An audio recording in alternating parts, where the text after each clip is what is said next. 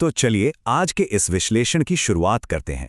आज हम Ruskin bond की उस बेहद खूबसूरत और बिल्कुल जादू से भरी किताब tales and legends from India के बारे में चर्चा करेंगे।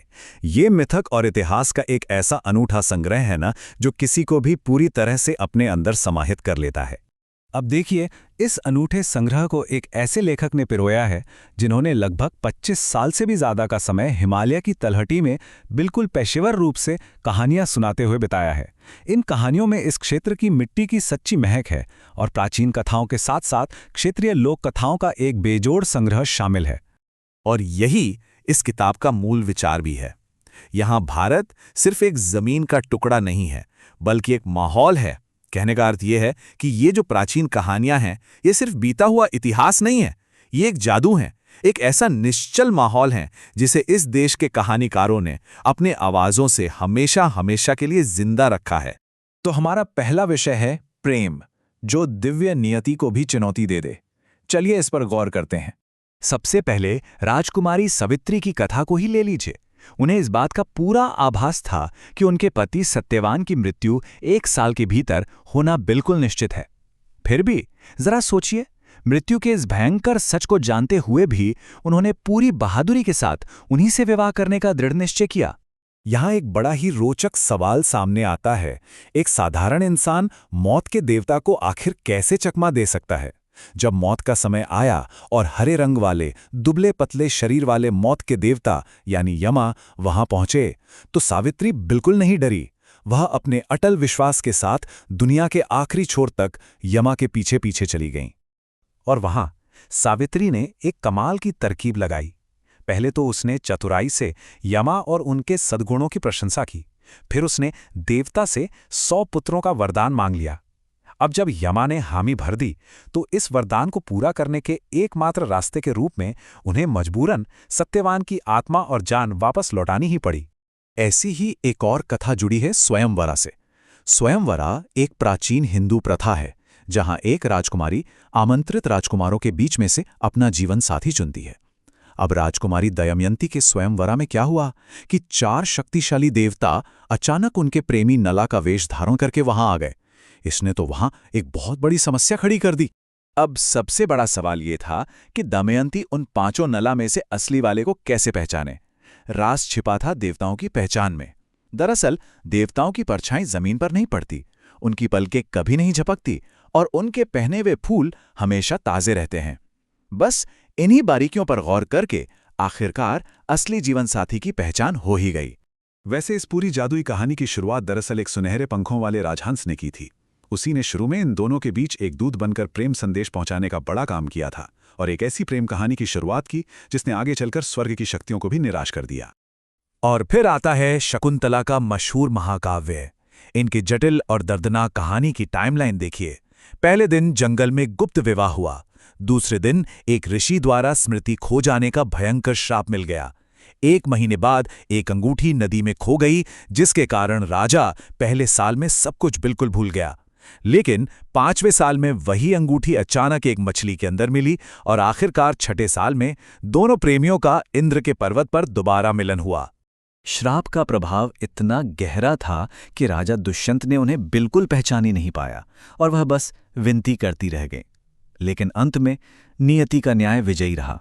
जब वो खोई हुई अंगूठी मिली ना, उसके बाद स्वर्गीय स्थान पर उनका और उनके बेटे भरता का एक अद्भुत मिलन हुआ।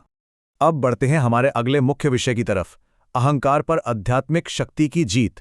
यहां इन दोनों स्थितियों के बीच का अंतर बिल्कुल साफ है। एक तरफ लालच और अहंकार से भरे राजा विश्वामित्र हैं, जो सैनिक ताकत और हिंसा का इस्तेमाल करके ऋषि वशिष्ठा की इच्छा पूरी करने वाली महान गाय को छीनना चाहते हैं।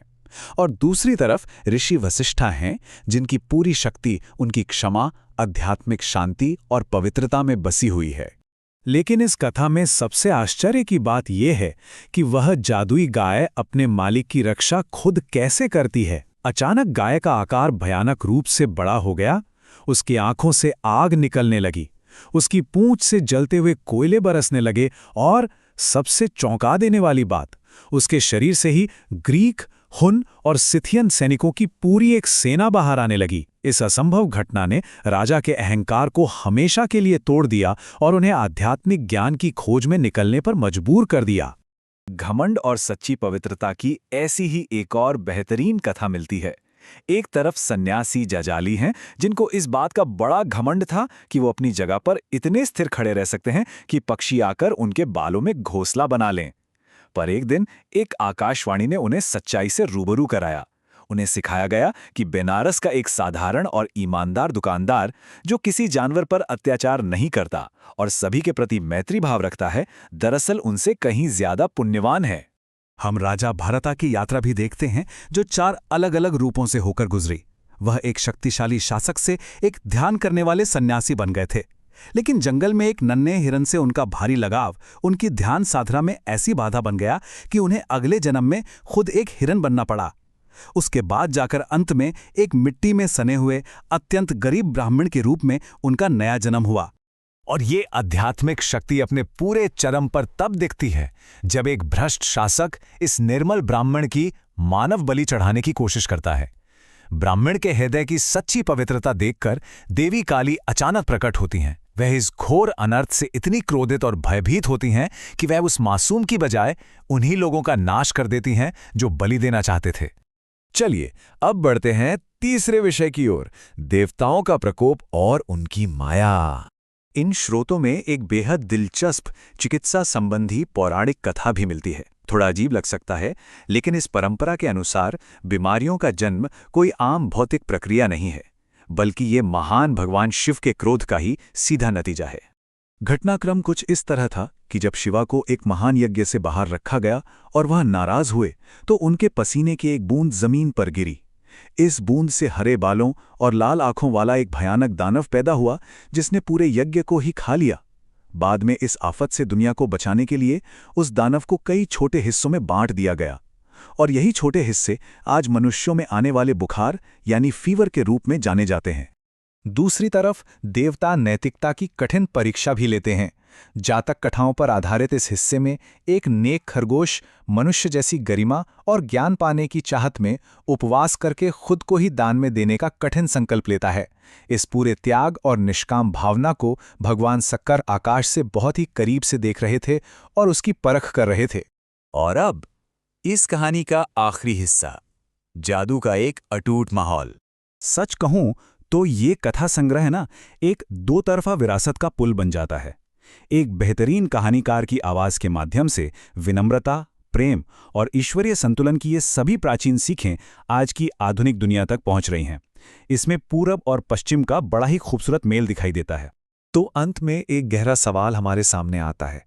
आज की इस तेजी से आगे बढ़ती और तकनीक पर निर्भर इस दुनिया में ऐसी कौन सी नई आधुनिक कथाएं या मिथक हैं जिनका इस्तेमाल इस जादू और उस प्राचीन नैतिक माहौल को जिंदा रखने के लिए किया जा रहा है? आज के इस विश्लेषण में बस इतना ही। फिर मिलेंगे।